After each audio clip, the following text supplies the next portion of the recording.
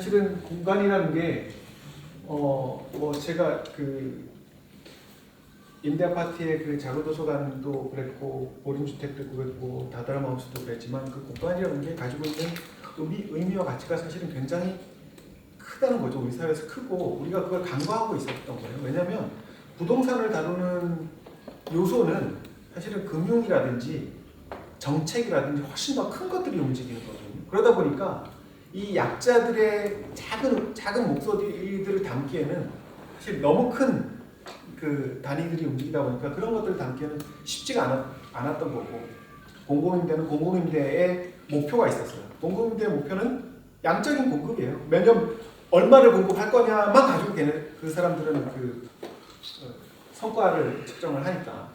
그 다음에 민간은 얼마를 벌었냐, 이게 얼마를 남느냐, 이런 걸 가지고 주로 성과를 측정하다 보니까 그 사회의 문제를 담는다는 것 자체가 쉽지 않았는데, 한 불과 10년 전부터 보림주택부터 그런 것들이, 그런 움직임들이 어디 되네. 특히 이제 아까 다다라마우스 같은 경우에는 그 올 초에 한동훈 그 지금 당 대표가 비대위원장일 때 엄청 잘 나갈 때 다다라마우스 왔다 가면서 사실은 여야를 가리지 않고 이제 탄력을 받는 거죠. 저희가 지금 직접 저희 회사가 있고 운영하고 있는 장안생활에는 이재명 대표가 그 대선 후보가 되고 첫 번째 방문지로 그 장안생활을 선택했었고, 그 당시에 거의 반나절을 머물고 가면서 청년들하고, 입주민들이나 청년들하고 아주 깊이 있는 간담회도 하고 가고 그랬죠. 그래서 여야를 가리지 않고 사실은 이 공간이 이런 방식으로 개발되고 운영이 됐을 때 어떤 사회 문제를 풀 수가 있는지에 대한 어떤 그 방향을 많이 제시하고 있는 겁니다. 사실 이런 것들이 그 입주자들이 이 공간에서 이 자발적인 어떤 그 이웃을 만들어줌으로써, 그러니까 물론 설계도 굉장히 중요해요. 어떻게 잘 마주치게 할 수 있느냐, 마주치는 이상. 그 다음에 계속 그 만남들을 뒤에서 조직화해 주는 것. 그러니까 운영사의 어떤 마인드가 굉장히 중요하죠. 그리고 그것이 관계화가 되면 이 사람들은, 청년들은 뭐 다들 컨텐츠가 돼요. 제가 볼 때는 얼마든지 이 사람들은 구청에다가 그 작은 기획사 한 장 내가지고 돈을 몇백만 원 받아가지고 플리마켓도 하고 뭐 모여가지고 이런 것도 구청에서 녹화 건물 녹화 뭐 이런 거 관련해서 예산 받아가지고 자기네들끼리 자발적으로 이런 활동을 하는 거죠. 그래서 사실은 이 공유 가치라는 게 우리 사회의 모든 문제, 특히 이제 1인 세대가 확산되는 생기는 모든 1인 세대를 위시해서, 1인 세대는 이제 노인들에게 해당될 수가 있는 거죠. 그런 우리 사회의 모든 문제는 저는 단절과 분절에서 생긴다고 생각을 합니다. 그래서 그런 것들을 어떻게 이어줄 것이냐, 아주 자연스럽게 어떻게 이어줄 것이냐. 그래서 금융으로 또는 그 금융이 결합된 어떤 부동산으로, 그 부동산이 사람의 삶을 담는, 라이프 스타일을 담는 공간으로, 그리고 그 공간이 실제로 그 일자리 창출로 이어질 수도 있어요. 예를 들어서 안양생활에서 저희가 건물을 관리하려면 청소를 외주줘야 되고 이런 여러 가지 외주줘야 되는 일들이 있는데, 그런 것들을 입주자들을 우선 참여시킬 수도 있는 거죠. 그리고 그런 것들이 다시 커뮤니티의 일부의 기금으로, 자기들끼리 활용하는 어떤 기금으로 다시 재순환되게 할 수도 있는 거예요. 그게 사실은 지역을 바꾸는 어떤 방식인데, 저희는 이게 이제 장안생활을 좀 못생기게 그러지만 주변에 이제 그 캔자스 대저택이 장안동에 또 하나 있거든요. 캔자스 대저택은 아까 그 반려동물을 공유하는 주택인 거죠. 그런데 그런 주택들이 하나, 두 개 생기면서 이 입주자들이 서로 교류를 하는 거예요. 저쪽에 가서 바베큐 파티를 하고 이쪽에 와서 플리마켓을 같이 하고, 이게 몇 개가 더 되면 지역을 아우르는 어떤 축제에도 기여할 수가 있는 거고, 그래서 예전에 우리한테 우리 사회에 꽤 큰 영감을 줬던 그 경리단길 같은 경우에 5만 가지의 경리단길이 생기고 있는데, 장안생활이 있는 그 길은 장리단길이라고 그러더라고요, 사람들이. 제가 붙인 건 아니고. 왜냐면 이 자가생활이 들어왔던 그 골목 자체가 완전히 그 낙후된 골목이었거든요. 아주 오래된 연립이 있었던 골목이었는데 장안생활이라는 건물 하나가 들어오면서 지역이 바뀌었어요. 바뀐 그 지표들 보면 장안생활에 들어온 한 5년 동안 청년들이 그 요식업, 뭐 카페라든지 뭐 식당을 창업한 비율이 눈에 띄게 달라졌어요. 지역이 바뀌는 거죠. 지역이 더 트렌디해지고 지역이 바뀌고. 그리고 청년들이 교류하면서 생기는 굉장히 지역을 약간 춤추게 하는 어떤 그런 변화를 만들어내고 있는 거죠. 사실은 그래서 사회주택이라는 정책을 잘 활용하게 되면 지금도 사실은 매입임대는 예를 들어서 뭐 도봉구에 어디 동네 가면 매입임대가 10개가 있고 막 이래요. 뭐 화곡동에 가면, 뭐 남곡에 가면, 신림에 가면 송파에도 있고 뭐 논현동에도 있고 그래요. 그런 매입임대들이 꽤 많이 있는데 그 매입임대에 이런 사람들을 저는 사람이 컨텐츠라고 생각하거든요. 사람을 담을 생각을 못했던 거예요. 그냥 취약계층, 주거 취약계층들을 담고 그냥 입주시키고 끝나는 거죠. 근데 거기서 이웃이 생기고 어떤 관계가 디자인이 되고 그런 관계들이 다른 주택과 맺어지고 그러면서 얼마든지 지역을 바꿀 수 있는 힘이 생길 수 있다라고 생각합니다. 그래서 사회주택은 충분히 플랫폼화가 될 수가 있고 골목을 중심으로 집중화되면 경리단길을 넘어서는 장리단길이 될 수 있다라고 생각합니다. 그리고 그게 도시를 바꿀 수가 있고 나라를 바꿀 수가 있고 사실은 저희가 한 6년, 7년 전부터 그 오스트리아의 약간 대가인 오스트리아 그 사회주택 설계 대가인 슈미치하고 관계를 계속 해왔는데 한 6, 7년 전에는 슈미치가 저희 보림주택도 돌아보고 했는데 약간 좀 이제 시작하네. 예. 열심히 응원해줘야 되겠다라는 느낌이었는데 사실은 작년에도 만났고 올해도 만났어요. 약간 우리나라에서 초청을 해서 뭐 제주도에서는 뭐 거의 국제 포럼 비슷하게 슈미치가 메인 발제도 하고 저도 발표하고 막 그랬었는데 슈미치가 장안생활에 와서도 같이 포럼도 하고 했었어요. 그러면서 이제는 바라보는 눈이 달라졌어요. 와, 한국이 치고 올라오는 속도가 너무 달라. 그리고 사회주택을 만들어내는 어떤 내용이 자기네가 오스트리아나 빈에서 이렇게 해왔던 거에 비교하면 오히려 더 영감을 주는 어떤 그런 프로젝트들을 만들어내고 있다라고 본인이 지금 얘기를 하고 있어요. 특히 저희는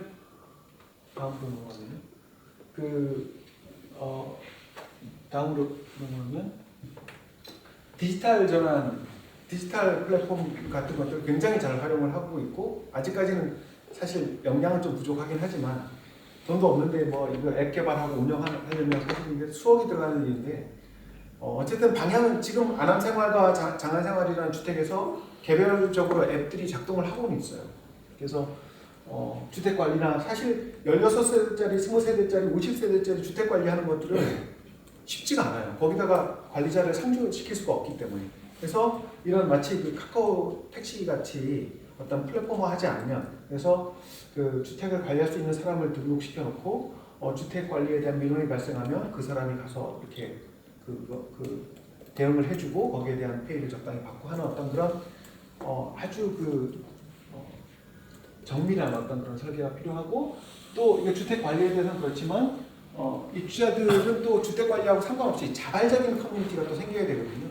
그래서 자기들끼리 커뮤니티를 만들고 모임을 만들고 내부에서 그 당근마켓을 운영을 하는 거죠. 그런 것들이 굉장히 중요하다고 생각을 합니다.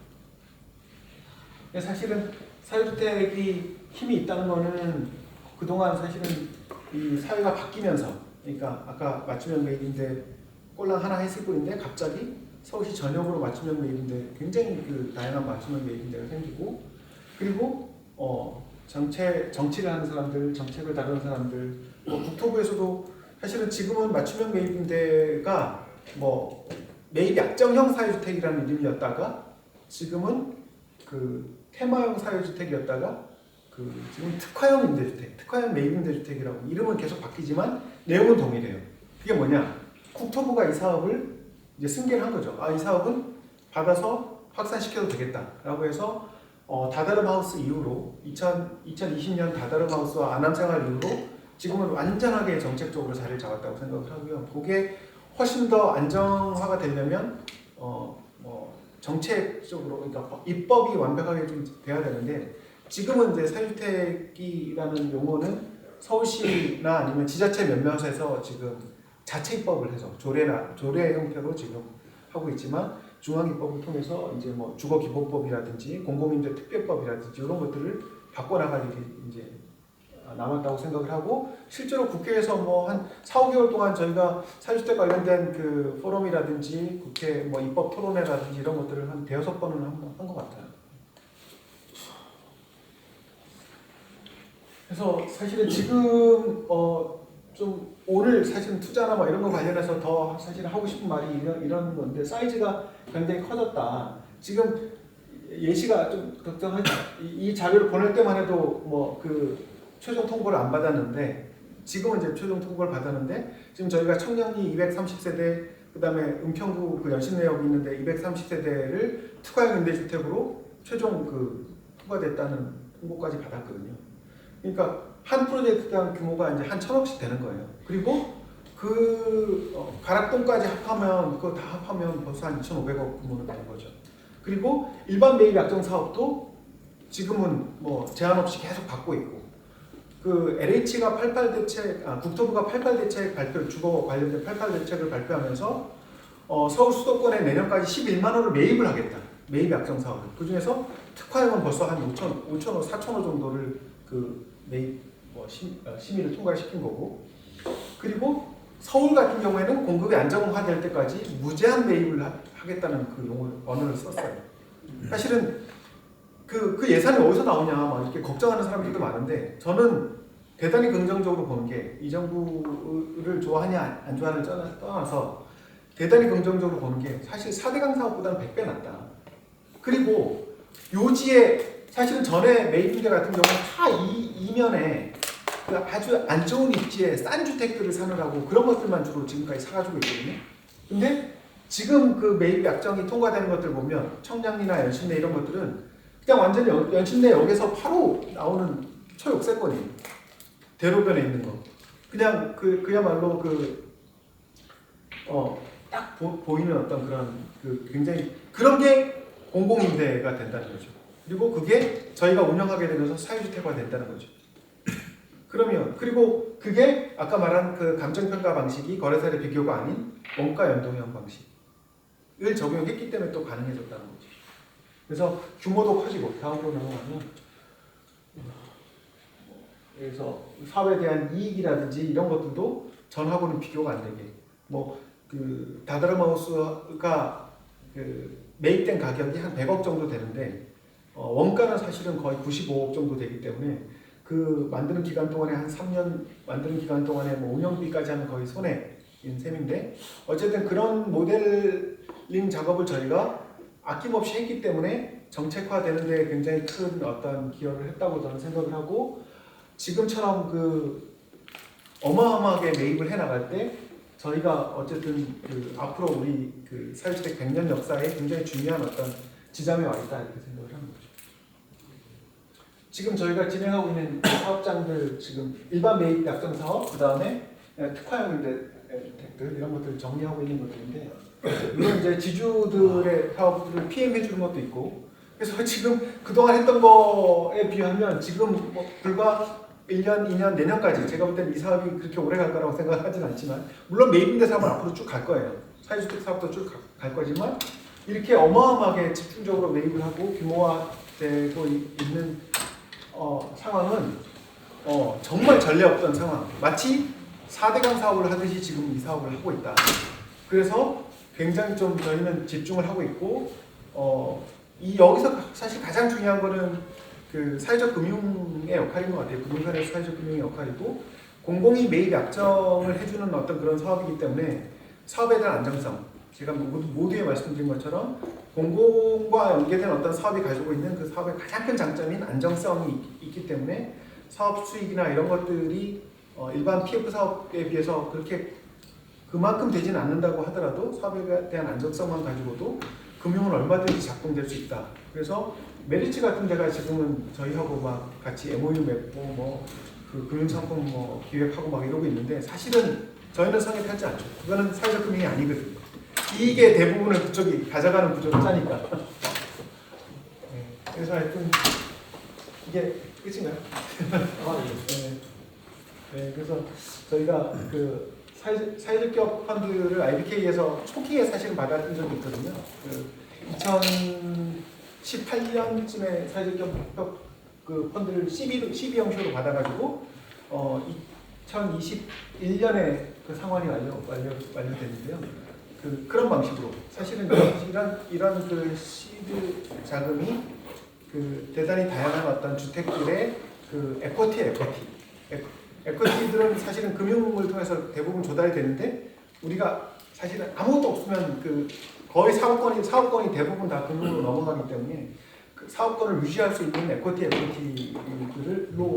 그런 그 CB를 잘 활용을 했고 그래서 그 뭐 장안생활이나 아남생활, 다달마우스 이런 것들이 태어날 수 있었다고 생각합니다.